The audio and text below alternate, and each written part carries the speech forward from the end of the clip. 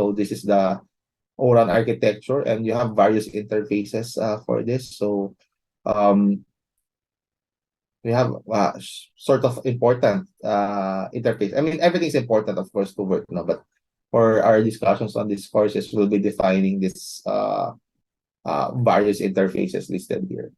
And again, some or most of these are actually from 3GPP. So we start off with the open fronthaul interface.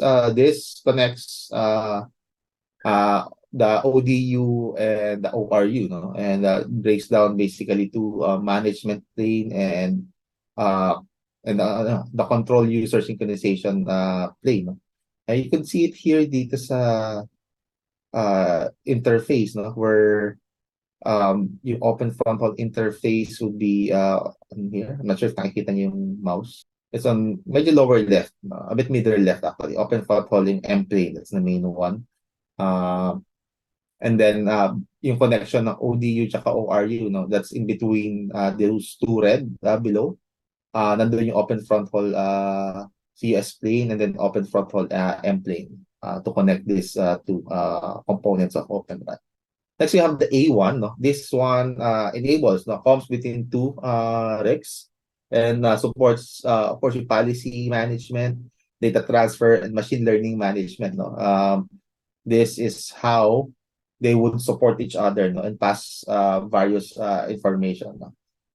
And actually, this data na tinatas dito sometimes called enrichment information and assist for model training, no? For the AI. And machine learning in the near real-time RICs. And you can see it here sa architecture again. No? That's the green interfaces that connects non-real-time RIC and yung near real-time RIC. If may information yung isang component pa na kailangan ng isa to be more efficient, no? They would be passing that information or telemetry, no? Between the A1 interfaces for these two components to talk to each other. Now, next would be O1 and O2 interface. This connects the server's management orchestration component to RAN managed elements. And it actually connects a lot.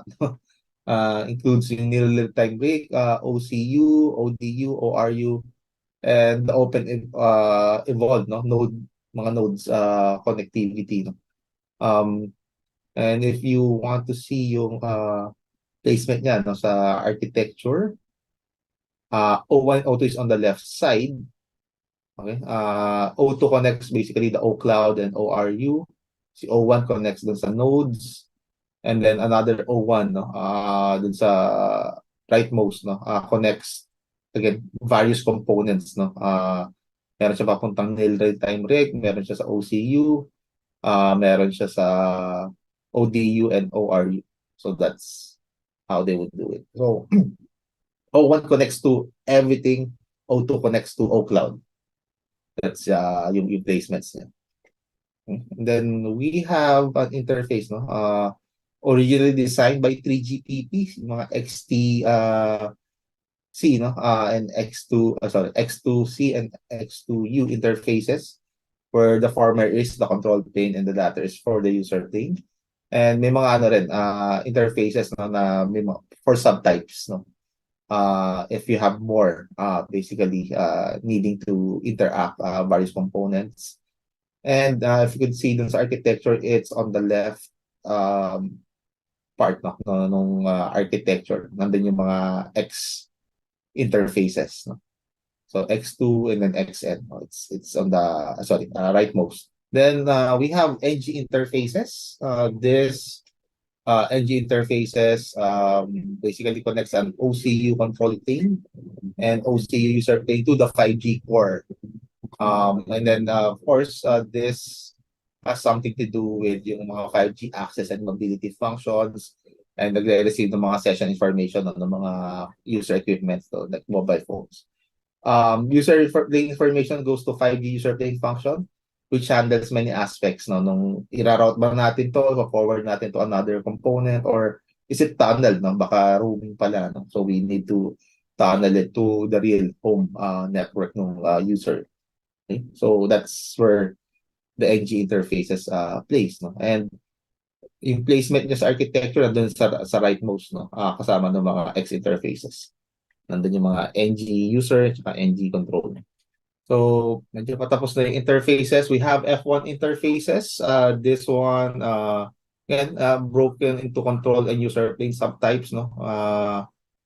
It connects na yung OCU CP and then OCU UP, no, to the ODU. And this exchange data, yung mga frequency, resource sharing, and other network statuses, no? Like, if you are maybe running a shared network, no, or shared antenna, pwede mo sigurong i-distribute dito na, okay, ito yung frequency ni Telco A, ito yung frequency ni Telco B, and they are basically leasing, no, yung equipment sa'yo. Maybe you could split that, no, and then feed it to various networks, no, as kung kanino mang frequency yung allocated for that. But yeah, one OCU can communicate with multiple ODU, no, via this F1 interfaces. So you could reallocate that as intended. And yung F1 interface, if you could see, no, that's black one, no, pero itong OCU-CP papunta sa ODU sa gitna.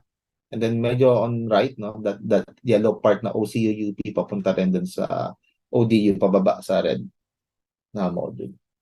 And last, for our definition of interfaces, no, we have E1 and E2 interfaces.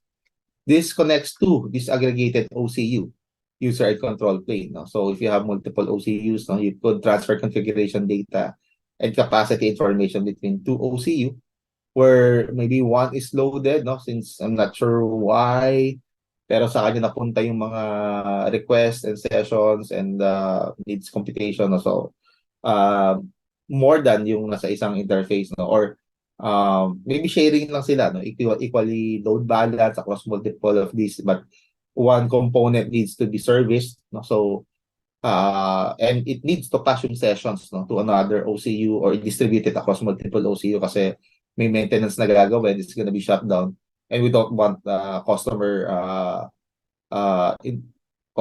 interruptions, no? So they might you might want to redistribute that information, and of course you will be doing it automatically. Let's say if you command one OCU to shut down, no, it could start propagating yung mga current sessions niya across multiple other OCUs na alive pa. Okay? Para once na zero na yung sessions niya, they could start shutting down and maybe do some maintenance. So for the E1 and E2 interfaces, you could see them dun sa may near real-time controller, no? That's the E2 yung green, no? Papunta to various components. But mainly E2 and E1, that's if you could see OCU CP tsaka OCU UP, no, it connects it's connected with each other via the E1 interface, but these two components, no, are also connected via the near real time link, no. Again, if they need to offload or get some other telemetry or session data from others OCU, they would be able to do it using this interface. Okay.